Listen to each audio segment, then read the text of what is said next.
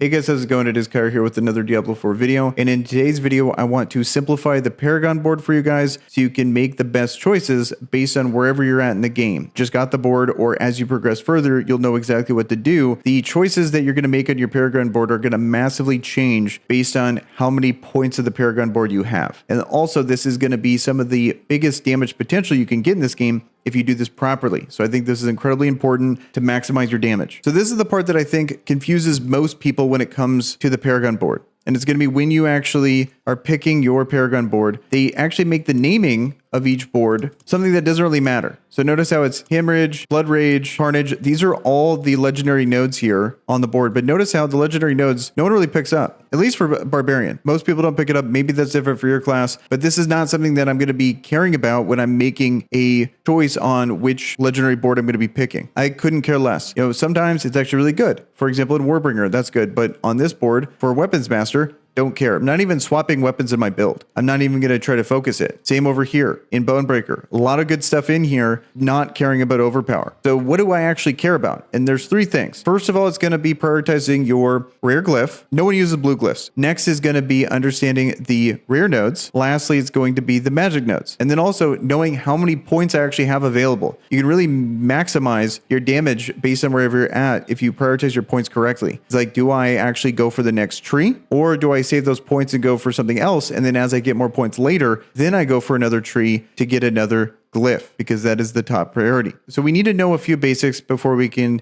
continue. First is going to be glyphs and how the range is impacted by the level. So notice that this is 15, 15. Everything you see here is level 15. But if I didn't have it leveled, if I put this in, notice how the range is less. Everything that is going to be impacted by this glyph is less because it is not 15. So it doesn't get that extra boost to the level. That applies to every single glyph here. So then that is your top priority when it comes to leveling these. And if you don't understand that and you're looking at someone's build, you can't activate your dexterity or your strength. They have it set up because they have level 15 glyphs. Also, another thing that is increased by the level of the glyphs that's super important, that's why farming Nightmare Sigils is so important, is because you gain this bonus here. Notice how all these bonuses, so the 7.9% to close targets at level 16 is 7.9. But at level 1, that's probably like 1.5% or like 1.9% increased damage to close targets. So same thing here with this 95% bonus to magic nodes. This is probably like a 20% bonus to magic nodes when it is level 1. Core skills, that 5%. So those are the things that you're increasing here when you actually level it up. Next, very basic thing is going to be these, just understanding what they do for your build, because look at how so many points here are like dexterity, strength, dexterity. Just knowing this is really important, even though it's very basic. Strength is my main thing as a barbarian. Skill damage and armor are both good. Intelligence is just all bad. And none of my glyph requirements are going to need intelligence. You only need strength, willpower, and dexterity. But there's a pattern here you'll notice. And then willpower, resource generation, good, but improved healing received, okay, and increased overpower damage for most builds as a barbarian doesn't matter. Dexterity here increases critical strike chance, dodge chance, RNG, can't rely on it, who cares? So you have one here that is, both are good, one is good, one is good, none of it's good, are going to be things that actually increase by these things. But then the next thing is going to be understanding that the rare nodes are increased by the amount of willpower, strength, and dexterity you have. And the rule of thumb here, the strength one is going to be the harder one to hit. You need more strength than you need the other things. Notice how the dexterity and willpower need 160, then they'll need like 250, then they'll need 360, and then over here, strength needs 620, but then over here, the pattern is, 430. So if I have another one, it's going to be like 540 over here on another board. So as you go through the boards, the requirements to hit these rare nodes goes up based on this. So the strength is going to be something that you need to prioritize the most if you want to activate rare nodes with strength on them. But then the willpower and dexterity, as a rule of thumb, you need like 150, 250, 350, 450, 550 on average. Maybe even like 260, 360. You can kind of get an idea of what you're going to need. And so I could just look at this and know that I can activate everything up to 4 boards, but I can't activate that 5th board with the amount I have here. And I could probably barely activate the strength node over on the 5th board. As you can see here, need like 620. So I probably need like 820 to be able to activate it. That is something to keep in mind when it comes to just the core basics of this first. Now let's talk about the glyphs. So this is the top priority. Let's talk about why this is the top priority and how we build around the rare glyphs. And the reason is because this is just by far the best increase to our build. And once they're 15, you really start to see just the increases. Look at this, 77.6% damage to close enemies is going to be 49.7% critical strike damage to core skills. We have 23.9% vulnerable damage. These are just massive boosts. So of course we're going to want to build around these. Big concept we need to understand first is going to be the 2 flavors they come in. A lot of them are going to be in this flavor here. Bonus is going to be based on however many points in the node it increases a particular damage type, and they're encouraging you to overcap it. So like, let's say you need 25 dexterity, you're going to want way more than 25 dexterity. You're going to want like 49, for example, in this one, because it's so good, the more you put in, the better you get. And this could come in any type of requirement. For example, dexterity, strength, willpower, all come in this type. Keep in mind though, that dexterity is always going to be 25 regardless. Willpower is always going to be 25, but strength is going to be 40 every single time you have a node with that requirement. So then let's talk about the second flavor here, which is going to be a bonus to a particular node. This one is a bonus to magic nodes. It's also another bonus to magic nodes, but you can get other bonuses. This one, for example, is going to be a bonus to rare nodes. Mainly, there's 2 types. There's the bonus to a particular type of damage, and then there's a bonus to a particular type of node. It's really that simple. So then what we're doing here is when I'm looking at a particular board, when it pertains to just the rare glyphs, first thing I'm looking at when I preview this, how much strength do I have? How much dexterity do I get? How much willpower do I get? And I figure out, okay, what are those numbers? Then I look at the rare and the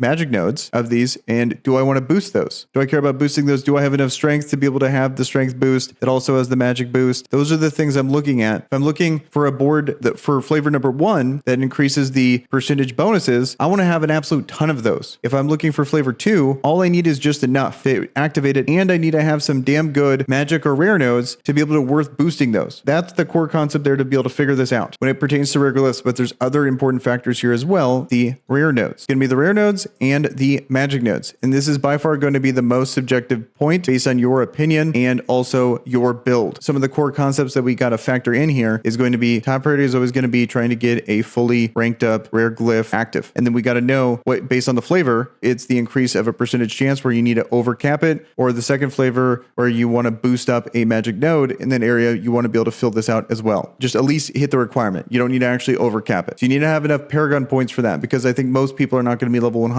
so they don't have the access to all the Paragon points. So this is where I noticed a lot of my damage was coming from, min-maxing my Paragon points at my particular level, not following a guide and then preparing for level 100 using theirs, maximizing mine. That's where you can really double down on your damage and get these nodes that you wouldn't necessarily get at level 100, when in my case I would have like 30 more points because I have 20 more points from the renown, 9 more from leveling because I'm level 97. Always going to prioritize maxing out one of these, especially when it's leveled. It's just so much better. But then you want to pick stuff that is going to be on the way. You don't stray too far from your path. Notice how all these rare nodes are going to be things that I picked up on the way. This is an exception. This is just a crazy good board based on the Hoda build, because you got Fury, you also have this. This is just really good on basically all barbarian builds at this point. And you also got damage to fortified. Based on the concept I was explaining earlier, I'm only on board 4. I can't do any of the rare nodes at board 5. And I'm running out of points. I'd have to unspec out of a lot of these to really max another board here. But maybe I'll consider it later when I have enough points to be able to do so. I might even consider unspecking out of a lot of this and get 2 more boards and be able to maximize 2 of these. At the moment, I don't have the ones that I want to actually use